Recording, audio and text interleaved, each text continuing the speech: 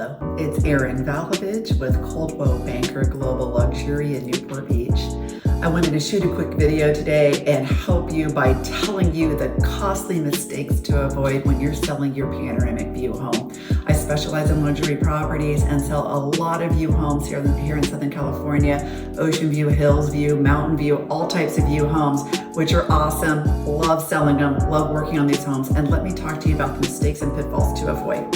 So number one mistake to avoid is understanding that it's not just the view, but it's the privacy that that view affords you. So when you have a view property, of course you have this amazing vista and it's super cool to be able to look out and see the world and look at the sunrise or sunset or whatever you're looking at. But understanding that that view also affords the owner of that property privacy because you don't have anybody looking in the property necessarily. If they're looking in from below. So using window treatments that might mitigate anybody looking in from below. So double hung window treatments coming from the bottom up or from the top down. But number one, understanding that that view isn't just the view, it affords you privacy, which is super cool in any market, definitely the Southern California market. Privacy is king. Number two, shoot that property with a videographer and a photographer multiple times throughout the day. So I've had sunset shoots, I've had sunrise shoots, I've had midday shoots, but looking at the light and looking at that view and evaluating what are the opportune times to really shoot that property and get the absolute best photography and return on your time and investment with that photography. It's critical. So I have had properties where I've had 3 different shoots on the property. We've done a sunrise shoot, we've done a midday shoot, and we've done a sunset shoot. So something definitely to think about. Number 3, making sure that when you sell that property and merchandise that home and get it ready for sale, that you really merchandise the areas where the views are from and make it very comfortable for your buyer to stay in that area.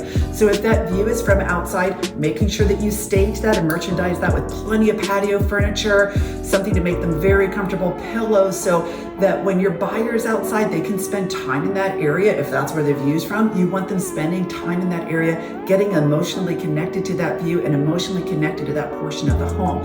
So definitely merchandising those areas of the home that are most attractive to put them in place where that view is and for them to really connect to that view. Number 4 is clearing any obstructions to that view. So if you've got bushes in the way, if you've got an old car in the way, if you've got anything in the way that is going to impede that view, get rid of it, clear it immediately, hire the landscapers, hire the haulers, clean the windows, do whatever you need to do to make sure that view really pops for you and for your buyers. Again, buyers get emotionally connected. They emotionally connect and then they use logic and reason to write that offer. So you want that buyer to really emotionally connect with that views. Views are very valuable in every market. In the Southern California market, it's bananas how valuable views are.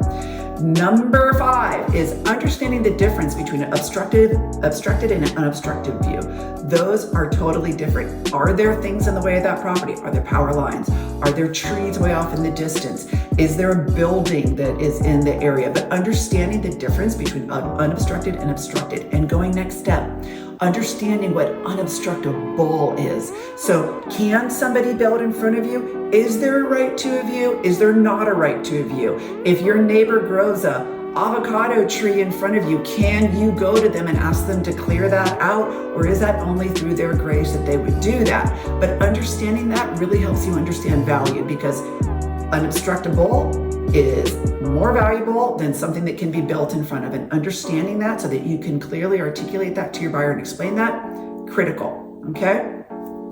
And then last but not least, because we do work in an industry where we are at the mercy of appraisers, and I love them and no complaints at all about my appraisers, but being able to articulate or have your real estate broker, because you really do need to be working with a very competent full-time, not a hobby agent, but a full-time, hardworking, in the business real estate agent that can articulate value to a view. So in Dana Point or San Clemente, you might have a $500,000 view, you might have $1 million view, you might have a $250,000 view, but really knowing the market and understanding what the value of that view is critical to help you help that appraiser come up with value and help you get the number that you want on your home.